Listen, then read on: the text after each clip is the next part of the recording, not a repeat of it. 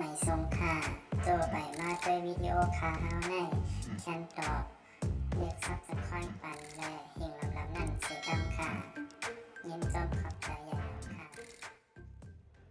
ค่ะไม่ทรงค่ะเหมือนในเฮาค่ะเดี๋ยวมาสอนลายใส่ฟอนต์ vivo y12 เลยค่ะเนาะทางสูตรเฮาค่ะจะได้เข้ากว่าโดดเอาจัดฟอนต์เลยค่ะเนาะ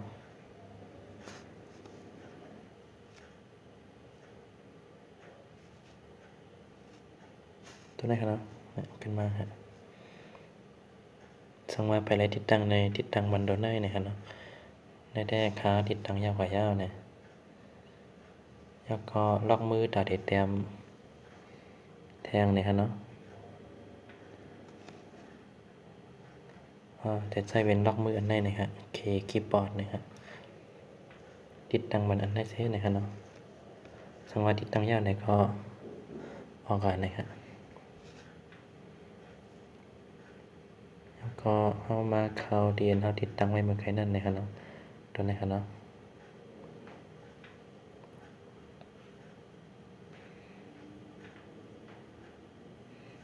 ปัญญาอาคารลึก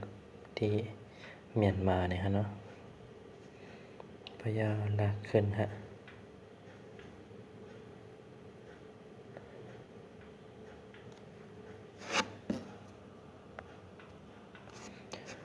พยาเอามาดีน้ำเตียง2017เนี่ยฮะเนาะมันติดลายตั้งจอกี่เลยอยู่ในโคดนะฮะตัวเลขเขาได้ทางนี้นะฮะนะฮะแล้วก็เตียกพันดีสีเขียวๆนะฮะดาวดูด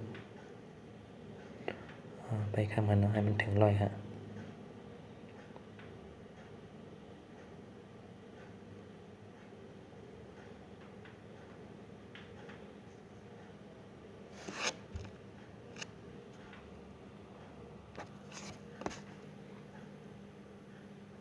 นะครับยาวฮะเนาะพยาขึ้นเรียกวันที่ไหนนะฮะแล้วก็เลิกดีนะครับเนาะ vivo ค่ะเนาะ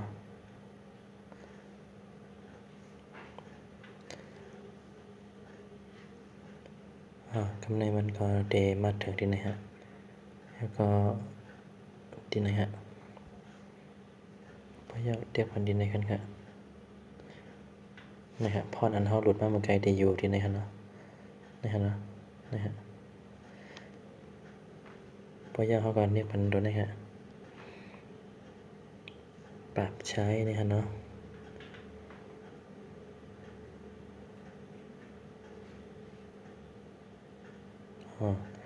แคมอะไรบ้างคะเนาะกำไรเขาเทมาด้วยว่าต้องมันไหลหลีกได้นะฮะได้ฮะเนาะมาไกลแน่มาหลีกได้นะฮะเนาะ8 ปี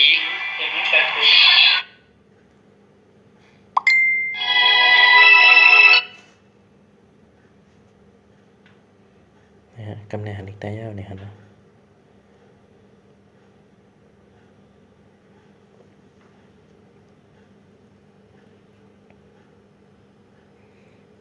กำไรทำหนังคือให้มันบอดเดแต้มอะไรนั่นนะ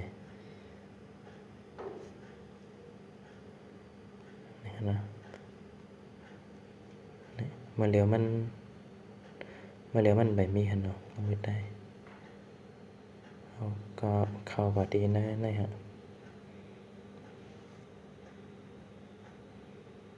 นั่นได้อยู่ที่พี่น้องเขาใครใจค่ะเนาะเลือกอะไรค่ะอะไรสีแล้วก็อะไรฮะก็ได้แต่ใจเสียได้นะฮะแล้วก็ล็อกมือมันมีที่ไหนฮะเนาะสมมติใครไล่ลิกจอจีนี่ก็ตัวนี้ฮะแล้วก็ลิกไทยในดอกที่ไรเอาอันนี้ฮะเนาะอันเป็นไทย12คีย์นะฮะเนาะพยาวลิกได้นะฮะเอาลิก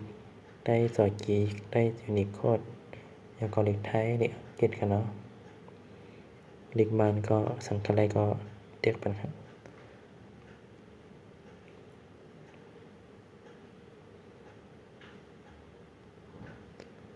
นี่ฮะเนาะแล้วฮะเนาะ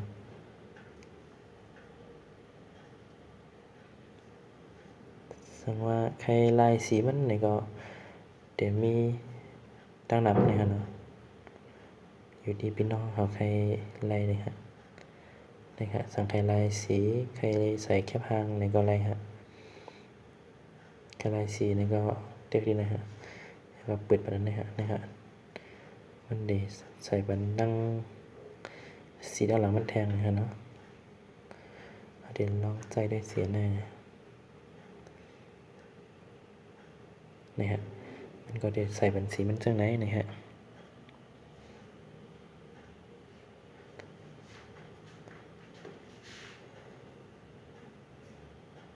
ตอนตาบ้านมันได้ก็มีขนาดให้ค่ะเนาะใส่ง่ายอยู่ค่ะเล็กได้ก็ใส่ง่ายนะฮะสังว่าพี่น้องได้เฮาใครซื้อนี่ก็กาคันก็อ่ำบ่กาคันเนาะ4,990เลยค่ะแรม3ล้อม30ล้อม64ค่ะเนาะ